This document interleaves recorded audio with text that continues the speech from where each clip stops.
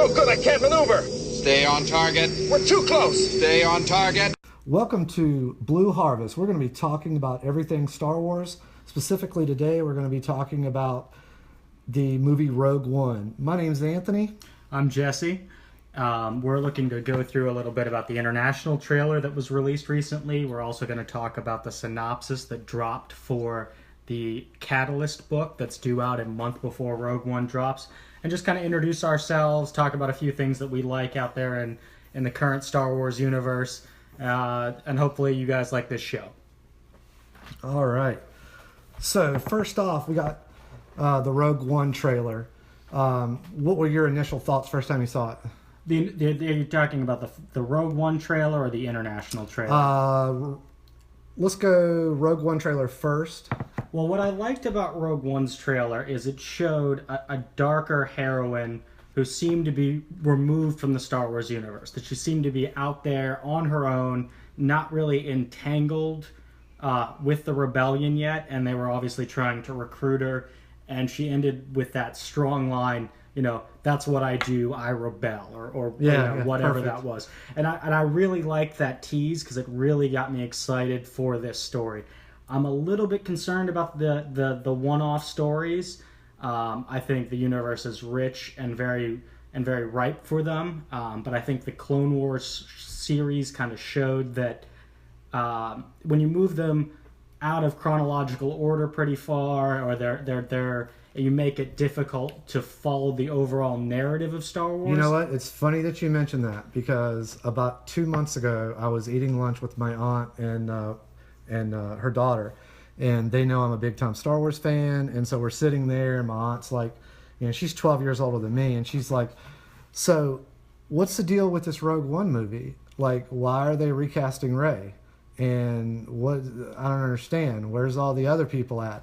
And I had to explain to her, no, this takes place before a new. Well, I made a mistake and I said before the original movie. You mean Episode 1? I was like, no, I'm talking about A New Hope. Like when the first movie we ever saw, I was like, this is the story about how they stole the plans for the Death Star.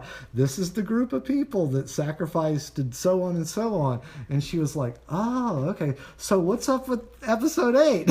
Right. I mean, so you're going to have these one-off stories that are going to like. Are they going to bring in new fans? Are they totally for the fanboys like us? I mean, obviously, there's so much going on in the universe. You can do so much with the characters and the cast and the build-up, and there's big chunks of time missing from the story. But, honestly, I do love back in the day when those, when it was just Star Wars, Empire, and Jedi. Like, that was it. I mean, so that's when I got in. So I was probably around age 10. A buddy of mine had a VHS copy of Empire Strikes Back. Yeah, a VHS. Love that. By the way, the most affordable way to find the theatrical cut of these I think you mean films. The only way. Right. So I caught a little bit of it, and then I begged my parents for the trilogy on VHS for Christmas, and I got it. And honestly, this is about the time the Power of the Force toys were big. So you're talking the second wave stuff in the 90s. And I also got the Falcon with it. Yes. I got the friggin', it was awesome. Talk about a kid's Christmas introduction to Star Wars. And oh my God, I bet my parents regret doing that now, given how much now two grown men being giant dorks on the internet about Star Wars. Yep. What about you?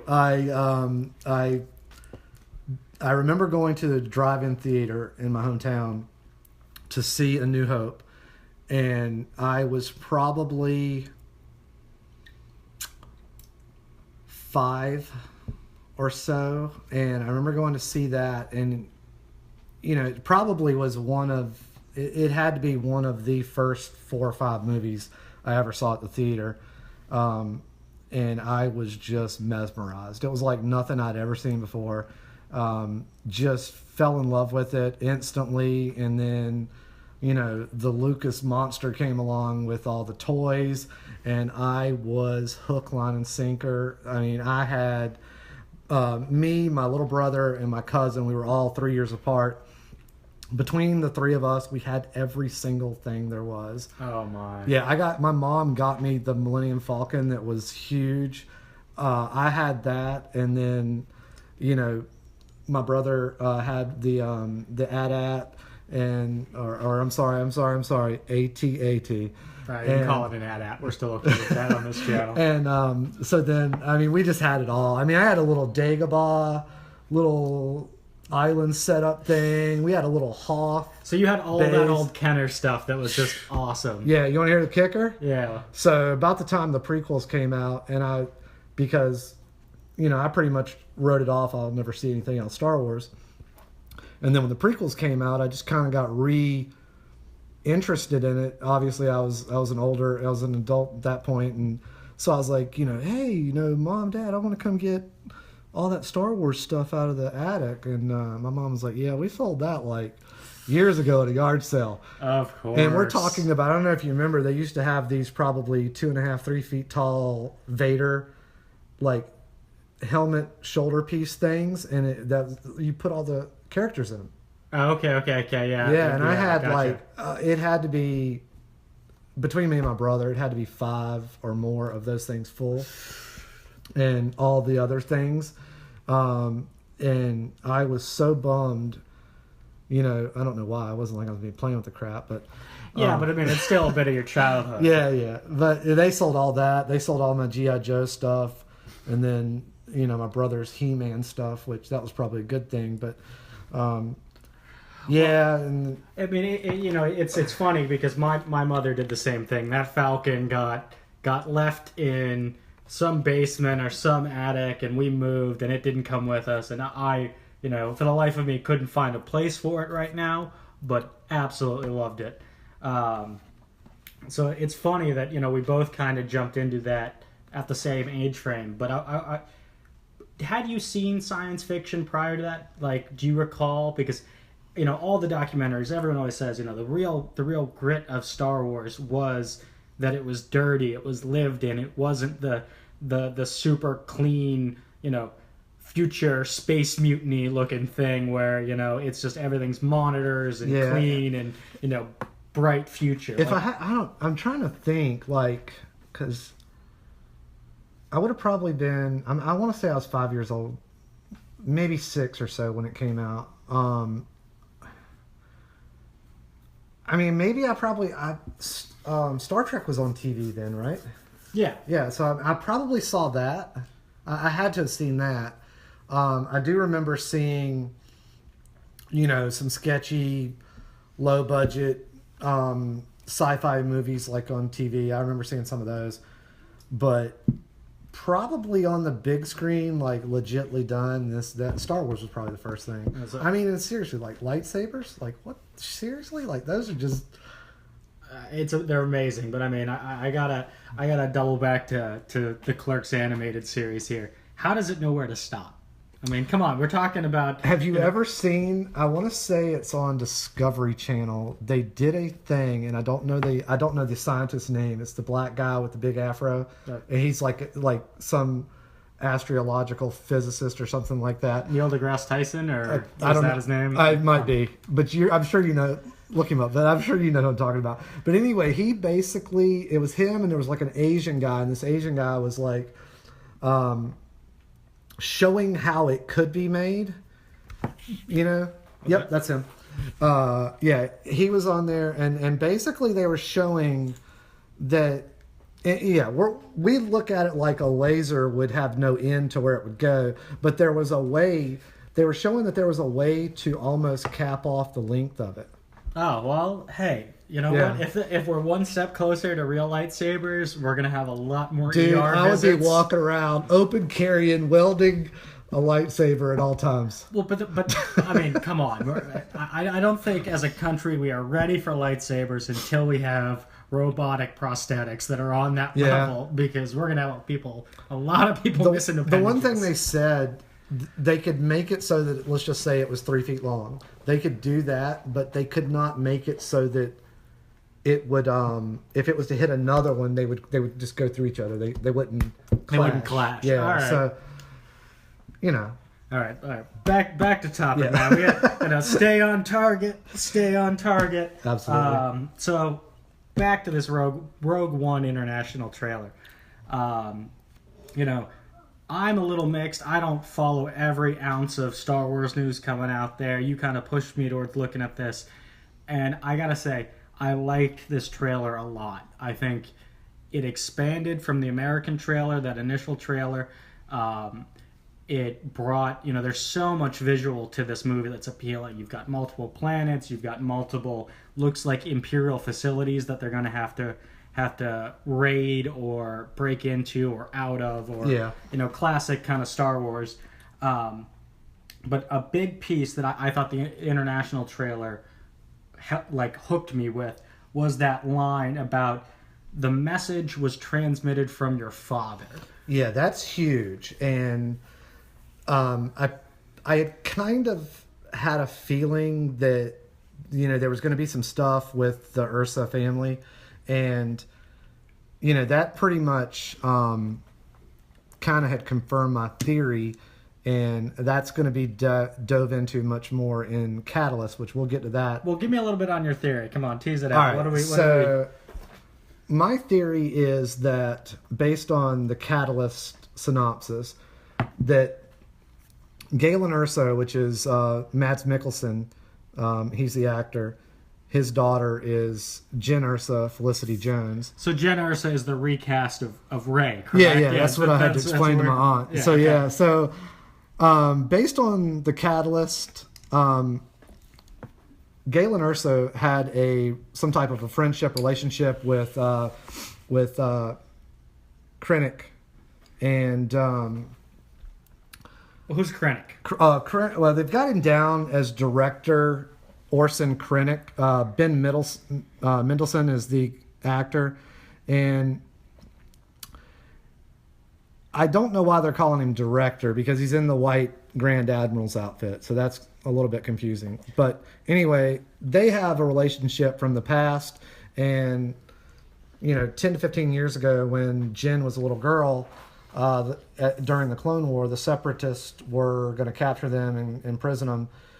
He is a scientist. He's working on some type of technology, and Krennic tricks him or uses him or blackmails him, so to speak, to do something else. So what I think he's going to do, let's just say that his technology he's working on is some type of self-sustaining energy that could power up a whole planet or something like that. Who knows? So kind of coming out of that Catalyst summary, and hopefully we're going to be running that right now while we talk. Yeah, we'll put it up on there.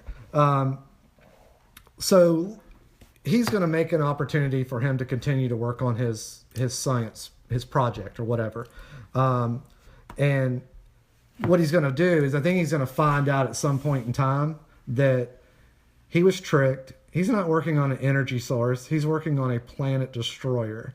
So, or we're going to be, where the fuel is not, renewable, but we're harvesting the power of the sun to blow up planets. Yeah, we need to blow up. We need to eat a planet to power this thing. But I kind of think that at some point in time, he's going to get buyer's remorse. He's going to figure out that what he's actually working on. I think he's going to be the one that creates the fault in the plans to the Death Star.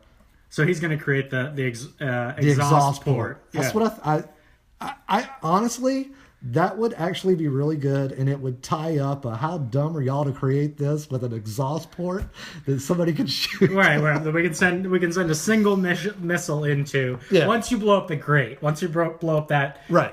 Now once it tacks in on the surface. Yeah. Well, that's interesting, because that I'm going to read Catalyst when it comes out, and I think how kind of our plans are for Rogue One is we're going to read this book. We're going to go in fully background, researched, did the homework. We're going to see it opening night, probably the first screening. No, the first screening. The first screening. Well, some of us have work, but we'll see.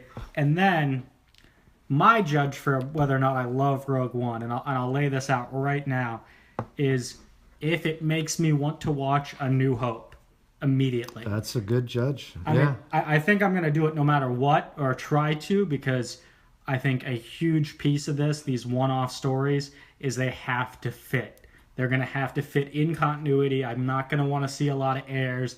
And if they detract from that original series or the original trilogy, like the prequels did for a lot of fans, I think Disney might be in some trouble with it. I think they can't, they put a lot of money in, but man, the original three are sacred.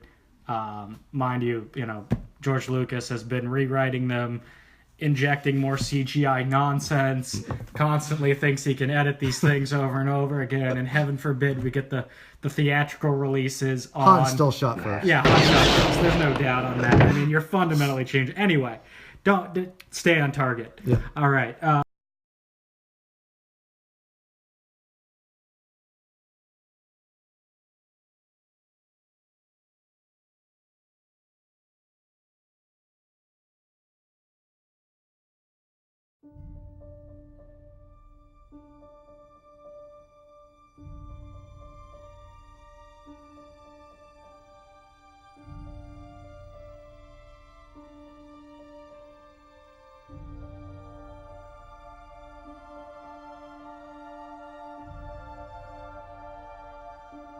It's like the fantasy you always have as a kid.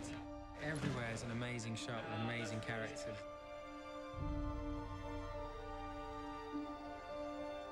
It's about the humanity of it, which just makes the whole thing so real. Ready, and action! Your heart's beating and you're actually in this situation. You get something very genuine that you couldn't have planned. You'll actually compose shots that if we were on a green screen set, you just wouldn't have known were available.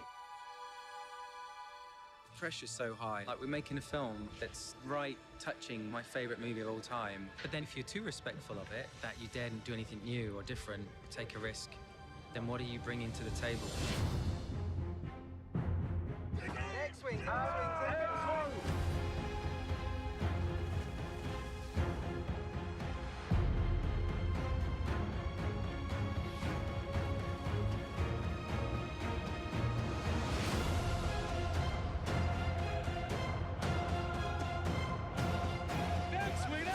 Kills the attack down there!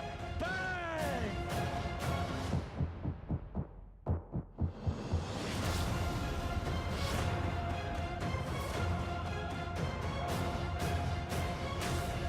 I mean, this is really where a film crew like this really comes into their own. That kid, when you were 4 years old, grew up with Star Wars figures, it's a bit like just being that kid again. You're sort of going like, "Arr, arr, arr."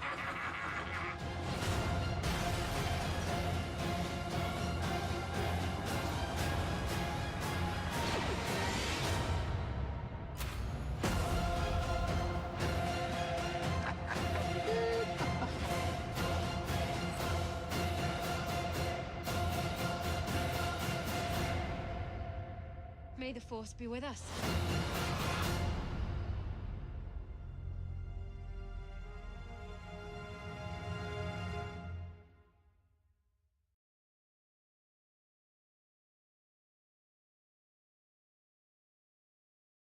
And the other side about this that's interesting with Disney owning it.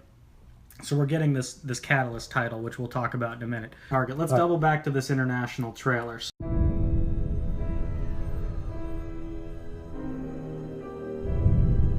The world is coming undone. Imperial flags reign across the galaxy. Can you be trusted without your shackles? Let's just get this over with, shall we? We've a mission for you. A major weapons test is imminent. We need to know how to destroy it. If you're really doing this, I want to help. Good. Good. I've been recruiting for the rebellion for a long time. We destroyed our home. I fight the Empire now. I fear nothing. All is as the Force wills it. The captain says you are a friend. I will not kill you. Thanks. There isn't much time. Every day they grow stronger.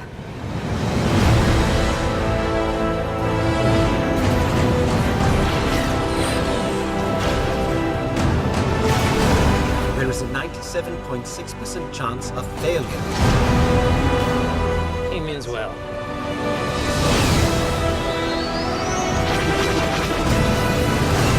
This is our chance to make a real difference.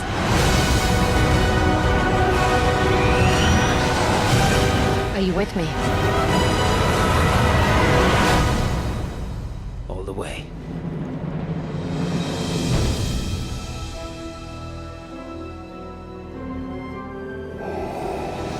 So, what was new in it for you? What planets kind of, there's so many new settings besides, Tatooine 3, as I'm calling it. The main planets that they introduce us to are the Tatooine 3, as you want to call it, the desert planet that it kind of opens up with. That's Jeddah. Okay. That is supposed to be the Mecca, the Jerusalem of the religion of Star Wars. Okay. So that's obviously going to have a very crucial aspect to the movie. There's Scarif, that is the jungle planet, with the lagoon and all that kind of stuff. Is that the same planet as the coastal? Because there's a scene where they're on the coastal planet, but there was also scenes where it looks like it's just a lot of water, marshy, swampy, and I didn't. Yeah, I think that's the same planet. There's also a scene in the trailer where it's really dark and rainy, and they're kind of flying through like a rocky cavern. Yeah. I think that is also Jeddah. I think that there's going to be something that's going to screw up the atmosphere, and that planet is going to be dark and stormy at some point in time. Well, and back to, so you're talking about we get a screwed up atmosphere. And we have another character, you again are way more versed at this than I am, but mentions like they ruined our home or they ruined our planet. Yeah. Do you think that's going to be a theme of this movie, is kind of the harvesting of resources, destroying planets to fuel the Death Star? I have a pretty good feeling that it's obvious from the very beginning of it when Saw Gerrera, Forrest Whitaker, is talking, and he's like, the galaxy is in ruins, and there's Imperial flags everywhere. They've obviously got control over this planet, and as you will see in Rebels, that's the case. Like all throughout the galaxy, there are places that the Empire has a stronghold on. Tatooine, being on the Outer Rim, they never did. So I think they're going to have control over this planet, and I think there's a specific reason for it. That I think the Emperor wants control of that planet because of what's there, and that is the Holy Land of the Jedi. And I think they have a very useful resource there, and it's called Kyber crystals. And are those the crystals that power the lightsaber? Those are they power up the lightsaber, and there is a massive one that was the power source for the Death Star. Okay. So that's why they're there. And the scene that you talked about where he yells, you've ruined our planet, I think they're in a mine, either harvesting them out of the ground, doing some massive drilling or something like that. Well, and I'd love to see that, because all through the expanded universe, you always hear, and somewhat in the original trilogy, the spice mines of Kessel. It's this looming, horrible prison where everyone they ship people to work to death, and it's a death. You want to hear the funny thing about spice mines? Yeah. All right. This is totally off topic, but this is what the spice is, and that think of spice, because in every single novel that I've read, it must flow. No, there are always people that are addicted to spice. It's like their crack. Right. I mean, it's for me, it's a Dune reference. Okay. But it'll be great to see that in these films. Like, I think the visuals of this trailer are really strong. I think the battles are compelling. I like that I haven't seen a lightsaber. We're going to see a lightsaber. Well, I mean, what, are we going to see some Vader action? We're going to see some Vader action. I think this is going to be Vader straight out of Lords of the Sith. Okay, well, I can't. I haven't played Lords of the Sith, but I will say this. It's a book. Yeah, but we've both recently read, the first half a dozen issues of the current run of Star Wars by Jason Aaron and the Darth Vader run. And that opening shot where, they're piloting the AT-AT and he's going to go step on Vader and he just holds it up with the Force. Yeah. Do you think we're going to get that level? We're going to get that level. When you get to the second season of Rebels, we're getting a Vader who is in his prime, very acrobatic, unbelievably strong. Like in the Lords of the Sith book, he yanks a TIE fighter out of the sky, crushes one. I mean, it's just going to be think of Vader as a T-1000. That's what we're going to get. So I mean, he's going to be making Kylo Ren's little blaster bolt stop. Yeah, that's going to look amateur hour. That's interesting because I think that's going to take us to a level of the Force that we didn't see in the original trilogy. But at the same time, no point in the original trilogy was Darth Vader called on to behave that way. You never saw him fight down 12 people. I think we're going to get stuff like that, and there's going to probably be some scenes. I wouldn't be surprised if, that they're in a base, they're trying to get something, they're trying to get out of there. Mm-hmm. They come around the wrong corner and Vader's standing there. He might just rip through a whole thing of rebel soldiers. I want to see that. Do you think Vader is going to take out the majority of this little task force, this little they ain't taking him out? Well, right on that. I mean, and here's the reshoot concept again. How many people do you think are going to make it out of this movie? I'm hopeful that no one does. Honestly, we need to see the Empire be the freaking Empire, and that is Nazis in space. Based on, at the Battle of Yavin, when Mon Mothma says, a lot of good people, a lot of good soldiers died for these plans. I kind of think we might just get one that makes it out. And, they said this is going to be Saving Private Ryan, Star Wars. And I think that it would make far more sense for maybe one person to make it out of here alive. I honestly don't want to see it where they go, they do it, everybody gets out of there, nobody gets hurt, nobody gets killed. I don't think. And then because then you got to explain. Well, if these people are that crucial to the beginning of the Rebel Alliance, where were they at? Why were they not helping out? Well, and that's a little bit about what I see in Rebels. Like the core cast of Rebels. Oh, there ain't gonna be a lot of people making out of that alive. But that's a children's cartoon, man. I don't know. I know it's on Disney XD, but. Well, but we saw. Well, but I mean, okay, so they did something dark. I'm gonna tell you that right now. All right, Season 2, they did something dark. Well, if it's Vader taking out Ahsoka, that would be dark. Anyway, back to this trailer a little bit. You've heard this theory. You and I have kind of bounced it around. I can't for the life of me remember where I originally heard it from. So if that gets back there, my apologies. But the Jane Ursa in the TIE fighter outfit, she's dressed like that. What if she's the last one that makes it out? What if it's implied? It might not even be shown. I honestly, this is how I would do it. I would. You have the Death Star plans. They get them. They hand them off. R2 makes a cameo. Everyone goes ape shit. The plans get handed off, but Jane Ursa is in a place that she can't get out of. She is on the Death Star. She is, right. She's posing as this Imperial pilot. There's no way for her really to escape. You got a short-range fighter in the station, and somehow she is that pilot that hits Vader at the trench run. That doesn't even get hit. We watched this because we both thought, hey, did that other TIE fighter get shot by the Falcon? No, it was just the one. Yeah. But you hear this. It'd be a cool wink to the fans and a nice nod. Out of the cast of Rogue One, who intrigues you the most? Which character that you've seen that you kind of like? Ooh, that one looks really cool. Saw Gerrera, which is a character from Clone Wars. And he is played by Forrest Whitaker. We have Jen Urso, who is Felicity Jones. Director Orson Krennic, Ben Mendelsohn. Diego Luno is Captain Cassian Andor. Shreet Imwe, Donnie Yen. The robot is K2SO, Alan Kuduk. Mads Mikkelsen is Galen Erso. And Bodhi Rook is Riz Ahmad. Well, the two that stand out for me in the trailer, honestly, that catch my attention and I want to see more of, is the Donnie Yen. I believe that's Ip Man. Yeah. I think that's brilliant for Disney casting wise. He's blind, and he's obviously he doesn't have the Force, but he is a light huge Force user. Yeah, he's a follower of the Church of the Force.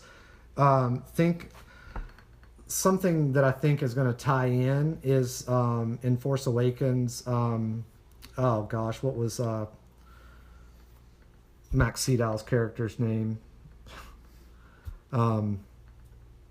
Anyway, he was a follower of the Force of the Church, so I think that's kind of what that's going to... And the other side that I think a character that will bring a lot is this K-250 or the droid. I love the look of the droid. It is dark. Yeah. It's kind of somewhat monstrous, and I think, you had mentioned, we think it's kind of a repurposed Imperial droid. Yeah, it's kind of what it sounds like. Just like in the Vader comic, there was the two...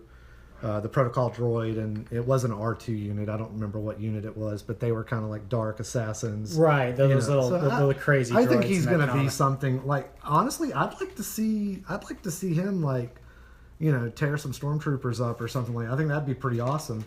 Well, and I'm not going to lie, when I'm looking at, I look at the toys that are coming out, and I'm a big toy hound, but the Lego figure, not the minifigure, but the Lego they've been releasing these figures of some of the characters, and it's not really my thing. I don't like them.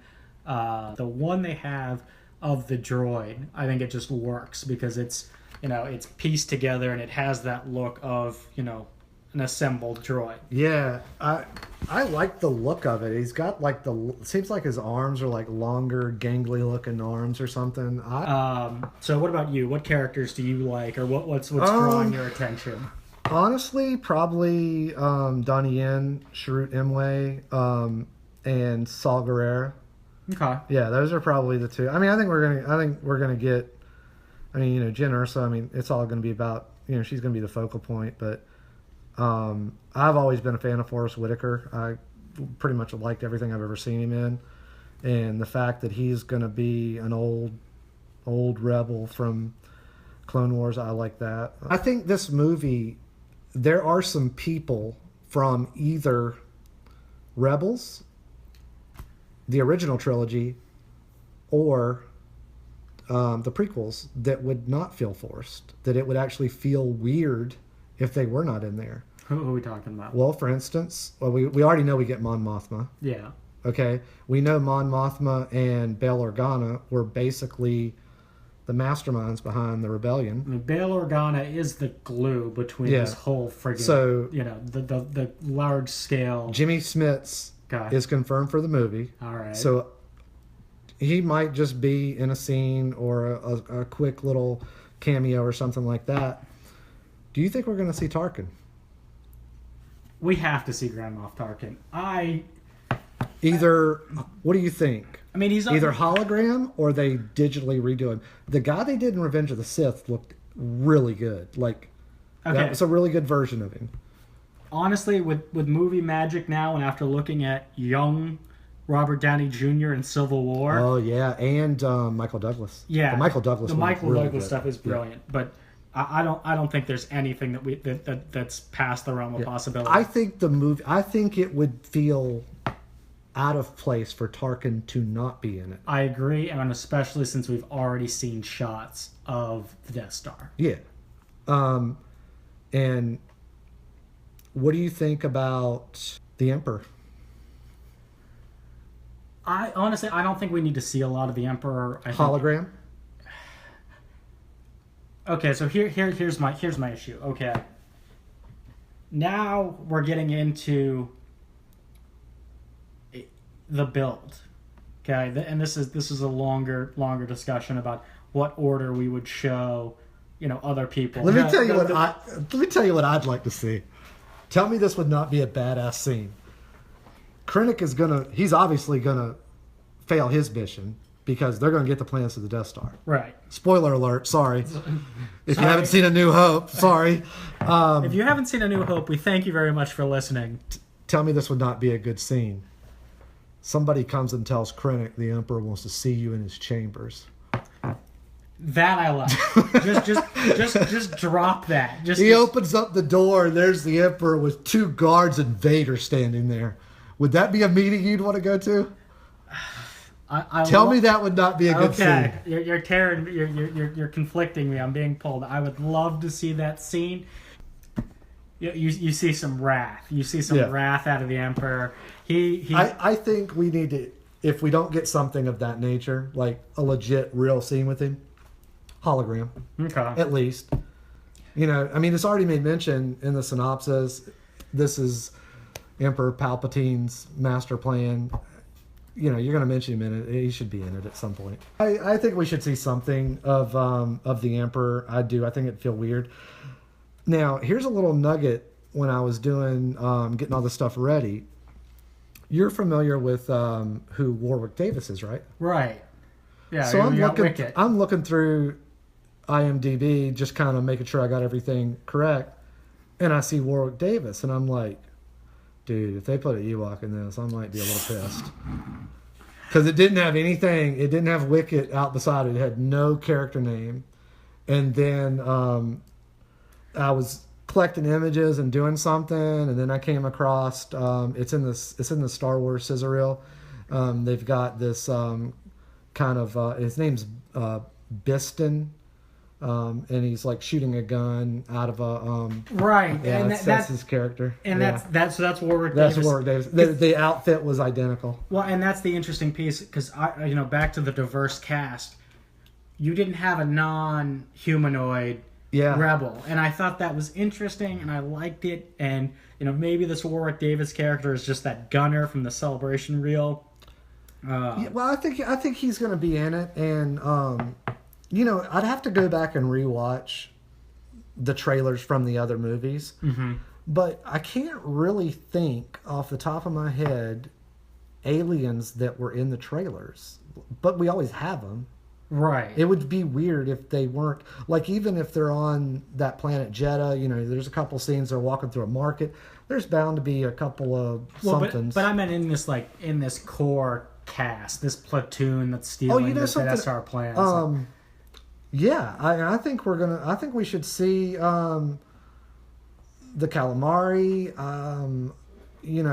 I think there should be probably quite a few different other species. I think we'll see. With all that said, is there anything you want to touch on left about this trailer or the Catalyst book? We're definitely going to come back and talk about it more as more footage is released and as we read the Catalyst book. But I'm excited.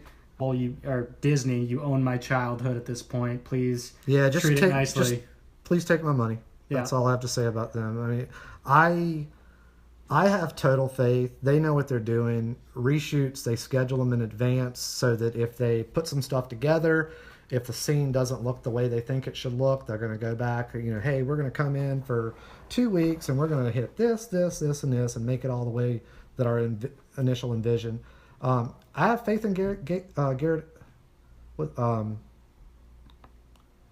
Edwards. Yeah, I have faith in Gareth Edwards. He is a longtime Star Wars fan. Pablo Hidalgo, Kathleen Kennedy. I have faith in him. I'm not questioning anything. It may not be exactly the way I want to see it, but I'm not a director and I don't shoot movies, so. Well, and at this point, you have the fans have control of what they love. Finally, it's not solely at the discretion of one person. And I think ultimately, what made the original trilogy amazing was the compromise and the collaboration. I think that was lost in the prequels, and hopefully, that's something that Disney, they've refined it. They've figured out how to take source material, alter it, and release it in ways that is new, gets people excited, and entertained. And another thing, we're getting 3 different directors. So see, that scares me. No, I like that idea because, they're bringing in Rian Johnson, and I think, a lot of people say, oh, the second one's going to be like, it's going to be the darker one, like Empire Strikes Back. Duh. Every trilogy, the second one is darker. There's there's going to be something bad that happens to the heroes, and they're going to have to come back and save the day in the third one. And we get Colin Trevorrow for the third one. And yes, J.J. Abrams is helping. He's overseeing. He's putting his 2 cents in, along with Kathleen Kennedy and the whole Canon crew. But we're gonna get 3 different looking movies. It's not gonna be, I think they're gonna have 3 very different feels. However, still looking like they're in the same universe. Let's take a quick break. If we can figure out how to time a commercial in here, maybe do that. But when we come back, we're going to show you something interesting and end our episodes with a little bit of ridiculous trivia. This is Blue Harvest. This is Anthony and Jesse talking about everything Star Wars. So at the end of each episode, we want to do 2 things. The first is we want to shout out some other fandom or some other Star Wars related content that we think is worth checking out. And I think we're going to, because I've been throwing plugs for them all day. The Red Letter Media guys just put out a video called George Lucas Salad Unboxing Video. Check it out. Heaven help us if we do unboxing videos and sound like this. We'll put a link in the description to it. But it's very funny. You should watch it. And again, their Mr. Plinkett reviews are dark, but I think they break down the prequels great. All right, the next thing is we have 2,500 questions, obsessed with Star Wars, test your analogy of a galaxy far, far away, a book that obviously came out. I can't find the date on it, but it has a website, and it has a wonderful little, I would guess, trivia computer. So you click on it, you get a question, you'll look up the question, and we're going to see... Anthony, they are multiple choice. Well, let's see if you can hold up. So we got... I've probably gotten 5 of these right, and I've had this book for probably over 5 years. So you're obsessed with Star Wars enough to start a podcast with a random stranger about Star Wars, but you can't answer these questions. These are so obscure, you would... Like, George Lucas probably doesn't know the answer to some of these. Okay, well, let's go with this one. We got 2,193. Who did Han Solo accidentally hit with a vibro axe and send careening into the open beak of the Sarlacc? Okay, first off, the Sarlacc is like a swallowy pit hole with... Well, if they don't know what the Sarlacc is, they probably... No, I'm trying to point out that the horrible CGI beak that they added to that thing. Oh, so it didn't look like... what was the show with... What was the movie with the plant that came to life? Little Shop of Horrors. Yeah, that's what it looked like. Yeah, exactly. But again, going back to that theatrical cut, man... It looked like a pit full of teeth, and that was terrifying. The getting swallowed by a beak didn't add anything to that. No. So, back to we lost the question, but let's see. Do you need the multiple choice? Who did Han Solo accidentally hit with an axe and push into the Sarlacc pit? I remember what he looked like, and I don't remember his name. Okay, we have 4 multiple choice, and I think I gotta say, man, you might be off base here. Oh shit! It was Boba Fett. There you go. Yeah, I was thinking it was one of those masked, alien humanoid looking things, but oh wow, okay, so I've gotten 6 right. There you go. All right, guys, this has been Jesse and Anthony with Blue Harvest. Check us out. If you like what we're talking about, we're going to start doing weekly videos. Leading up to Rogue One, we might do 2 a week, see how it goes. But if you like what you're listening to, check us out. Like, subscribe, share it. We'd appreciate it. And may the Force be with you.